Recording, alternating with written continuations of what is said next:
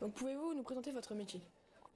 Alors le métier de scaphandrier, c'est un métier manuel déjà avant tout. Le but du jeu pour nous, ça va être de réaliser tout type de travaux sous-marins, mais sous l'eau. D'accord. Tous les travaux qui existent à terre sont réalisables en sous-marin, avec quelques précautions bien sûr, avec un équipement adapté, mais on peut réaliser quasiment l'ensemble des travaux sous l'eau grâce à notre matériel. Qu'est-ce qui vous plaît dans ce métier? Alors moi ce qui me plaît dans ce métier déjà c'est le fait de travailler en extérieur, d'accord. On a un bureau qui est gigantesque, ça peut être un lac, ça peut être la mer, ça peut être une rivière, mais ça peut être aussi des environnements auxquels on n'aurait pas tendance à penser et qui sont plutôt hostiles. Je pense notamment aux centrales nucléaires, les stations d'épuration, les égouts, les châteaux d'eau, les puits. On peut être amené à plonger dans tout type d'environnement. Si vous deviez retenir qu'un seul argument pour donner envie de pratiquer votre métier, ce serait lequel? Un seul argument? Question difficile. La paisibilité du travail quand on est dans l'eau. On est seul. La seule chose qui nous relie à la surface, c'est évidemment notre narguilé. Mais c'est le calme qu'il y a quand on travaille dans l'eau, ce silence, d'accord, on se sent apaisé. Quel parcours faut-il suivre?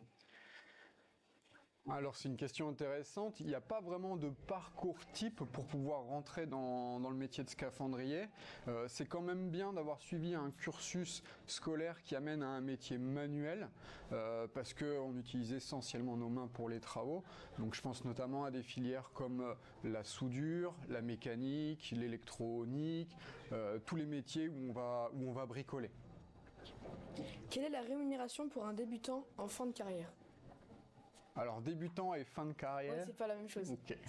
Alors un débutant, en termes de rémunération, ça va dépendre du type de contrat que le scaphandrier va obtenir. Ce qu'il faut retenir, c'est que dans la profession, dans un premier temps, la plupart des contrats qui vont être donnés, c'est des contrats d'intérimaires. Donc les contrats d'intérimaire au début sont entre 12 et 13 euros de l'heure au niveau du taux horaire. Ensuite vient s'ajouter dessus les indemnités journalières de déplacement. C'est un métier où on est amené à se déplacer en permanence. Une fois qu'on a fini un chantier, il y en a un nouveau, mais il n'est jamais au même endroit. Et au niveau des indemnités, il faut compter entre 80 et 100 euros d'indemnité par jour.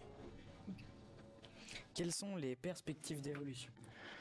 Alors les perspectives d'évolution dans la profession, dans un premier temps on commence en scaphandrier débutant, donc on est amené à faire les travaux et à tourner sur les différents postes sur lesquels on travaille, à savoir le poste d'opérateur, le plongeur qui est réellement dans l'eau et qui fait l'action de travaux sous-marins, et ensuite c'est un travail d'équipe, on travaille au minimum à 3, donc les deux autres camarades à la surface, il y en a un qui va gérer les paramètres de la plongée, les gaz et la sécurité avec la communication.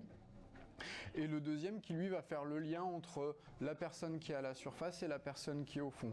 Envoyer, récupérer des outils, transmettre le matériel et favoriser le travail du plongeur sous l'eau en utilisant divers équipements. Thomas, si je souhaite devenir scaphandrier, qu'est-ce qu'il faut que je fasse?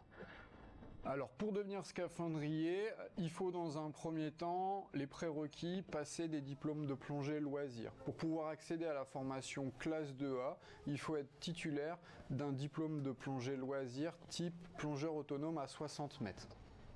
Ensuite, il faut être forcément majeur, c'est une profession à laquelle on ne peut pas accéder en étant mineur. Et il faudra aller voir un médecin pour obtenir une aptitude médicale hyperbare. Okay. Finalement, la plongée est le cœur de votre métier, mais qu'est-ce qui vous a donné envie de plonger? Qu'est-ce qui m'a donné envie de plonger? J'ai toujours été fasciné étant petit par la mer. J'ai eu la chance que mon papa m'offre la collection complète des VHF Cousteau. Et forcément, on devient addict.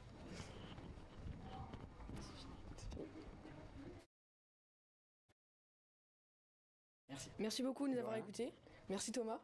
Et puis voilà. Merci à vous.